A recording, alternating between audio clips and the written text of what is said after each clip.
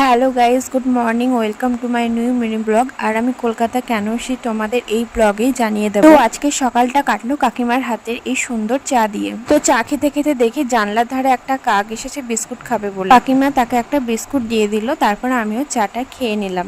আর কাকিমাকে এটাই বলছিলাম, তুমি চাটা খুব সুন্দর বানাও। আর আজ লাঞ্চ মেনুতে কাকিমা পটলের দোরমা বানাবে, তার জন্য একটু হাতে হাতে হেল্প করে দিচ্ছিলাম। আর আমি হঠাৎ কেন কলকাতায় এলাম চলো তোমাদের বলি। আমি ডক্টর দেখাতে এসেছিলাম কলকাতায়।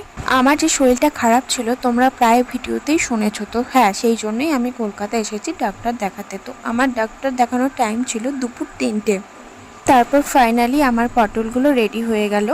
আর এইদিকে কাকিমা সুন্দর করে চাউমিন বানিয়ে এনে দিয়েছিল। আমি আর টুকলুস খেয়ে নিলাম। খুব সুন্দর বানিয়েছিল চাউমিনটা। তারপর টুকলুসদের নেটের ফ্ল্যাটের একটা ছোট্ট বনু এলো, দেখো তো বনুটা আমাকে বলছিল যে মিষ্টি দি দেখবে আমাদের একটা শালিক